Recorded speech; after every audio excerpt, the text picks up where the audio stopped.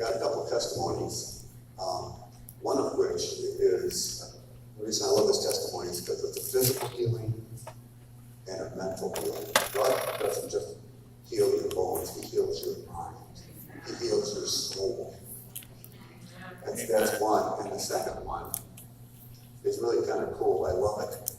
And I won't time either one of you, but be gentle. There's one that I asked Pastor Lucy to give, that she got healed before she was saved. What does that mean? God saves sinners or heals sinners? God can do anything. God can do anything. And the reason I asked Pastor Lucy to share that, one of the reasons is, should I pray for someone? Find out if that person is healed or is saved or not yet? Right? It'd be a good idea, and if that person isn't, try to lead them to the Lord. But regardless of that, pray for them. God uses miracles like that to show. About my 55 years. At the age of 5, I was desperate to have the loving friend I heard of in Bible school. And where are you? In Pioneer Girls. Bring your children to these classes because if they are broken, they need to hear it somewhere. Thank you, Evelyn. I needed someone. I was afraid and alone, not understanding the darkness that had entered my once safe home. I didn't know what to tell. I knew it was dark and unwelcome. That is when fear entered my world. I desperately cried out to Jesus when I laid my head on the altar, and I did. I had walked through my first 12 years in silence. I tried to communicate what was happening through self-harm. It went unnoticed now. Now fear, isolation, and self-hatred entered my heart. I had one friend, Jesus. At 13, I lost the only man I trusted and loved, my dad. My world turned upside down. My mom, no longer available, had to work 2 jobs. Both my parents were gone. I was on my own. At 14, my mom started dating a man who further damaged the spirit of an already broken child.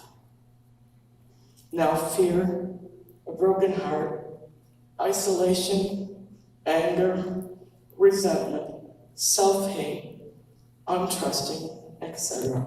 entered my heart.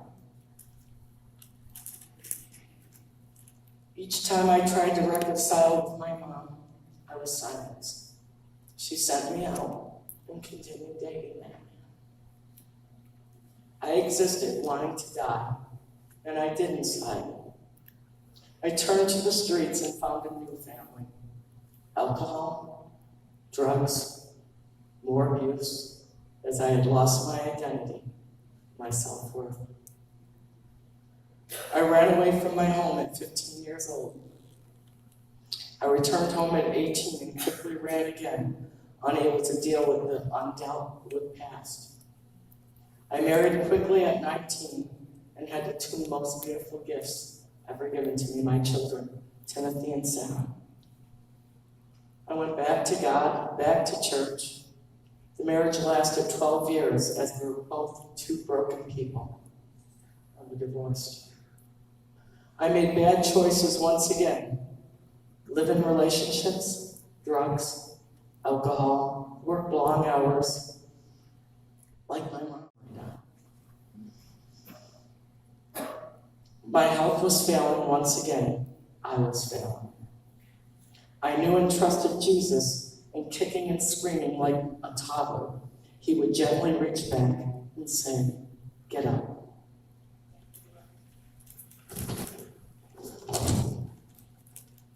Every time I came close to that light, much like the Israelites, I had crippling fear wanting me to turn back to the abuse I was very familiar with, not yet trusting what was ahead of me. I learned that this week reading my Bible. So again, I did it my way and moved in with Chuck, my handsome husband. My heart was still searching for a place to call home. We once again were two broken people. My addictions, my drugs, alcohol, food addiction had to stop. My health was quickly failing as I was mixing all this with insulin and diabetes. Once again, I begged Jesus to help me. Sorry, my hands are shaking. I realized I could not do this my way or alone. Again, I heard the words, "Get up. We have work to do." That is when my journey began, my walk with Jesus. He walked me through Calvary with him. First, he attended to my addictions. We cleaned them up one by one, and he carried me. Then my living relationship with Chuck, he said, "Get married or get out. It's adultery." He moved me across the street from the one who hurt me from 4 to 12 years in the beginning of my life. I heard he was sick, and I was a home health aide. When I saw him, my heart broke. I began to ask Jesus what happened to him. I felt my heart softening. When I left him, Jesus asked me to take care of him. This is where my title comes from, because I'm very stubborn. I threw my hands in the air and said, "Why me, Jesus?" And he softly said, "Because I asked you to." Okay, Jesus, he's one of my greatest blessings today.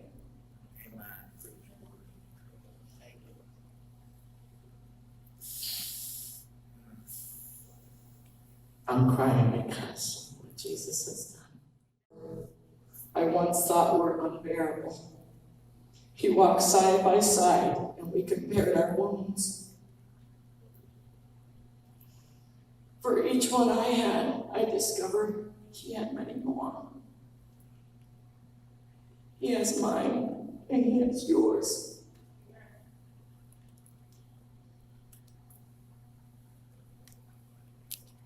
Our past, present, and future. He paid the price for all. He suffered so badly, he was unrecognizable. He paid the price for all our sins. I felt bricks come tumbling down. Then my second marriage was failing. It was falling apart. I was sober, and once again tried to do things my way. I realized at last only Jesus could save me. So I left for 1 year, again brokenhearted and angry. The old things had returned, the old habits. Though I was faithful attending church with my mom and praying for him, I wasn't quite trusting the end result.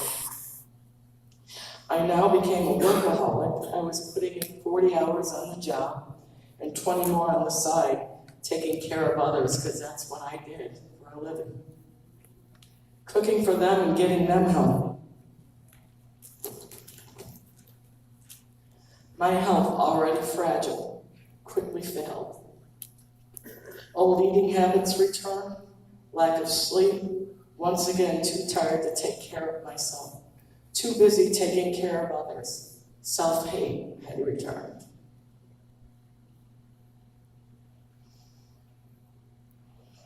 After debilitating nonstop headaches on the left side, numb pace on the left side, vision in left eye failed. All my muscles sore and failing, several mini strokes, balance issues, speech issues. My doctor begged me to have an MRI of my brain. He requested 2 years prior, but I was too busy.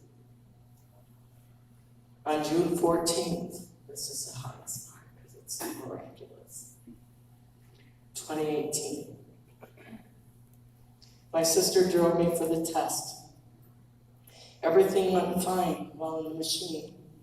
and the dye was administered, but after 3 attempts to stand up, I knew something was really wrong. My body arced up in the air out of that wheelchair, and I remember screaming, "Dear Jesus, help me." They had went out and got my sister and made her watch from outside a glass door. They told her sister was unresponsive.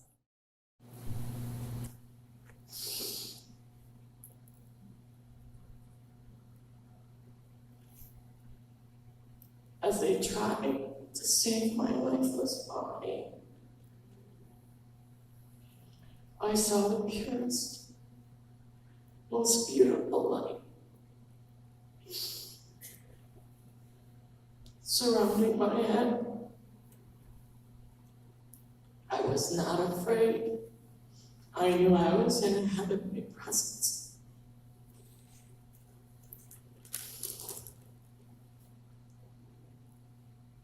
I could not answer them because I was lost.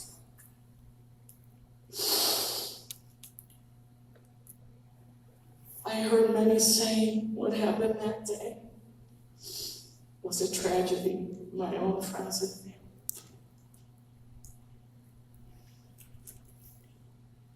But I am here to tell you what happened that day changed me. Amen. The old flesh had finally died. It was time to get up and glorify what God had done. It has been a challenging year. On top of the disease process that led me to that day, I now suffered a brain injury. Well, we shared some funny moments over that. I had arms in my head going in directions that they didn't need to go. Coffee went this way, head went that way. I finally was stopped. I was slowed down. My once intelligent brain was processing things much differently. Someone had hit the reset button. Folks, when I say some of us need to get hit with a brick, I literally got hit with the brick. I had to learn to speak right again, dress myself again, walk right again, learn things again. The lights behind me, right there. The sound of those drums, the sound and movements my eyes would catch would set off seizures. You all witnessed them, you all prayed over me. Things were not the same, but yet I was okay. And now God called me back to my husband. Again, why me, Lord? Because I asked you to.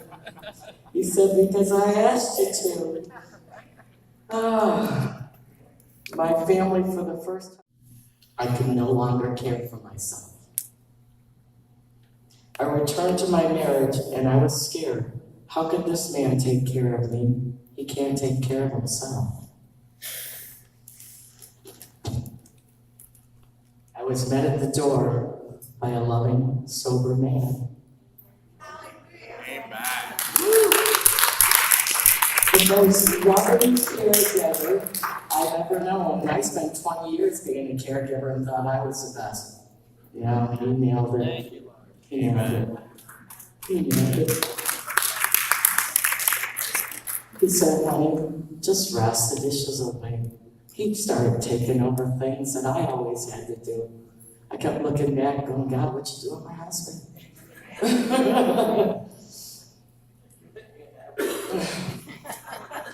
Next, God asked me to give up the only church I ever knew and stand beside my husband with my new church family. Oh, try that one with brain damage. I gotta fight. Oh, Pastor Nancy, I had a good laugh.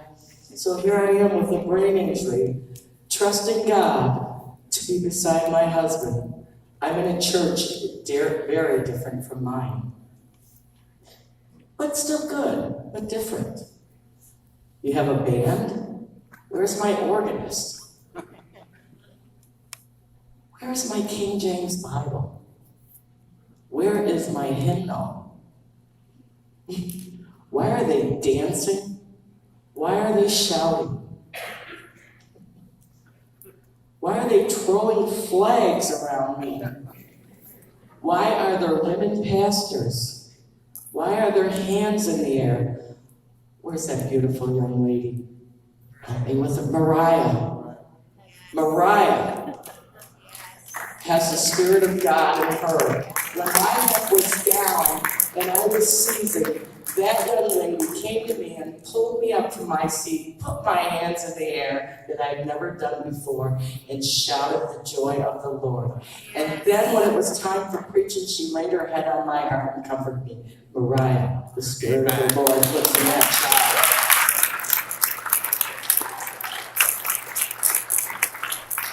Why are they speaking out in the service? The devil had a heyday with me on this. Right, Pastor Mike? Why are they putting their hands on my head?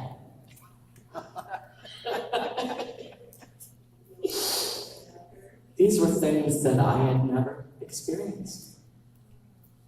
I wanted to run back to my church, but Jesus commanded me to get up and be there beside my husband. There were many days that I was so ill, I had to crawl off that couch to be here. That's what I told Satan on Friday when he wounded my knee and hip, which are now fine, by the way, because I rebuked him. I said, you know what? I'm going to crawl up there on Sunday if I have to. So keep going. I knew my body was being restored. Your words came out of my mouth when I came up against Satan. I am a child of God. Get your hands off of me. The bricks were coming down. You somehow, all of you, got over that wall. You first. I'm asking Nancy. It was hard for me to let all of these in. When I first got ill, my sister's hand reached into mine. She was pleading with me to let her help me. I felt her hand in mine and felt the loving touch for the first time in my life. I wept tears of joy, not sadness. She somehow got over that wall. My mother, who I had shut out from my heart at the age of 14, reached in to help me.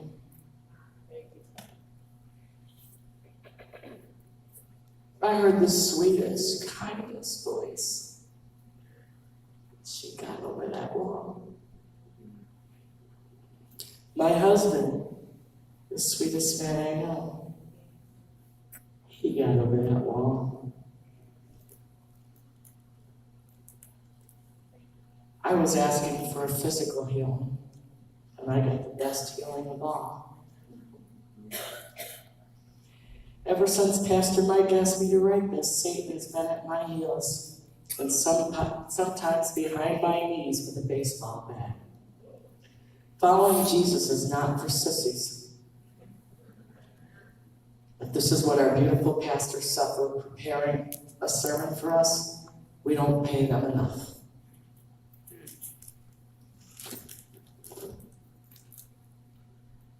All right, I'm almost done. My life was not the horror story that Satan pointed out to me and that I carried around. It was a love story. It was my walk with Jesus all along. He did not leave me alone when I was 5 years old. He was with me with that darkness. He did not leave me alone when I was out in the world with all those drugs and chaos. He was with me. I'm still here. He never left me alone. I can still hear him say, "Get up," as I screamed behind him like a little toddler. "Come on, you gotta get up." I got up. He has already paid the price for all my sins, past, present, and future. All I had to do was lay it at his feet and move forward and trust him like the Israelites when he parted the sea and consumed their enemy. Do I believe it is going to be easy from here on? No, but I know I don't have to do it alone. I never did. Pastor Mark, where are you? You're gonna have to help me with this one because you gave me this. Jesus. Jesus. Thank you. Thank you.